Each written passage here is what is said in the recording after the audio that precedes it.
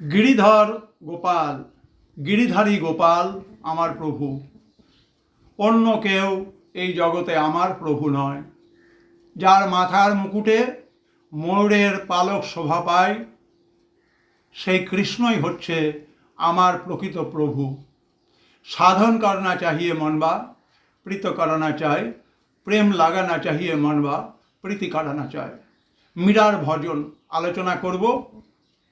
মীরাবাই বিখ্যাত সাধিকা, তার জীবন। মহারানার পরিবারের মহিষী হয়েও তিনি কৃষ্ণ প্রেমে বিভোর হয়েছিলেন, চলে গিয়েছিলেন দ্বারকাতে। সেই মীরাবাই তার ভজন আজকে আমাদের হিন্দুস্থানের ভজন সঙ্গীতের একটা অন্য মাত্রা যোগ করেছে। তিনি বলতে পারতেন, গিরিধারী গোপালই আমার প্রভু, তিনি আমার স্বামী। যার মাথায় ময়ূরের পালক রয়েছে মুকুটে, তিনিই হচ্ছেন আমার প্রভু।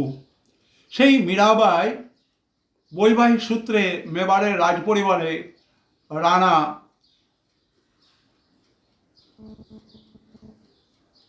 কুম্ভ এবং পরবর্তীকালে রানা সংগ্রাম সিংহ, ভোজরাজ সিংহ, সিসোদিয়া, এদের পরিবারের সঙ্গে বিশেষভাবে সংশ্লিষ্ট। কিন্তু বৈষয়িক ভোগ তাকে তুচ্ছ করে দিয়ে তিনি শরণাগত হয়েছিলেন, তিনি শরণ নিয়েছিলেন গিরিধারী কৃষ্ণের।